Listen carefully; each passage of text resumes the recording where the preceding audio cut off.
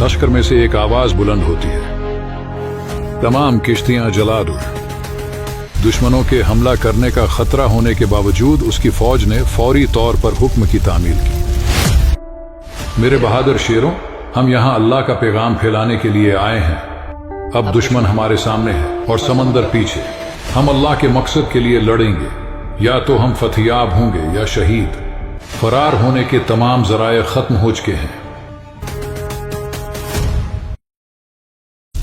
जंग शुरू होने से पहले वो अपनी फौज से खिताब करते हुए गरज पड़ा। तारिक बिन जियाद अल्जीरिया के बर्बर कबीले से ताल्लुक रखने वाला एक बहादुर मर्द मुजाहिद था। कुछ उर्सा पहले उसने ख्वाब में हुजूर सल्लल्लाहु अलैहि वसल्लम को देखा, जो फरमा रहे थे, हिम्मत करो ए तारिक, और जो कुछ तुम्हारा मुकद्दर है उसे पूरा करो। फिर उसने रसूलुल्लाह सल्लल्लाहु अलैहि वसल्लम और उनके साथियों को इंदलस यानी स्पेन में दाखिल होते हुए देखा। तारिक एक मुस्कुराहट के साथ बीदार हुआ और उस लम्हे उसे अपनी जीत पर जर्रा बराबर भी शक नहीं था। तारिक बिन जियाद अपनी 11,000 की फौज के साथ जबराल्टर पर उतरा, जो उस वक्त स्पेन का साहिली हिस्सा था। सामने दुश्मनों की 1 लाख की फौज देखकर मुसलमानों की उम्मीद पसपा होने लगे। तारिक बिन जियाद ने जब अपनी फौज की नाउमीदी को देखा तो फौरन अपनी तमाम किश्तियां जलाने का हुक्म दिया और फिर मुजाहिदीन से तारीखी और हलचल मचा देने वाला खिताब किया।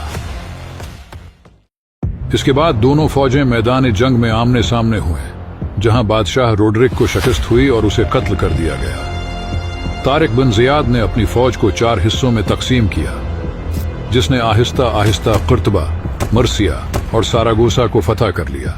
तारिक बिन जियाद खुद तेजी से टोलेडो की तरफ बढ़ा। शहर ने बगैर किसी मुजाहमत के हथियार डाल दिए। अजीम फतेह की खबर सुनकर कमांडर मूसा बिन नसीर 18,000 की एक और बड़ी फौज के साथ स्पेन की तरफ रवाना हुआ। दोनों जर्नलों ने जजीरा नुमा इबेरिया, बार्सिलोना और पोर्तुगल को भी फतह कर लिया। 7 सियारा को बिलाखिर मुसलमानों ने तारिक बिन जियाद की सरबराही में पूरा स्पेन फतह कर लिया।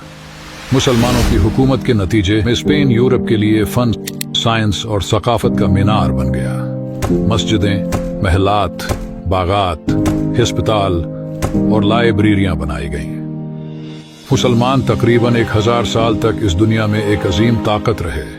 इल्म और हिकमत, सियासत, जहानत और दौलत के हवाले से कोई कौम इनका मुकाबला नहीं कर सकती थी। तारीख गवाह है कि मुसलमान पर मुत्तहिद होते थे तो दुनिया की कोई कौम या सल्तनत मुसलमानों का मुकाबला नहीं कर सकती थी। तो मुसलमान आज इतनी पुस्ती का शिकार क्यों है?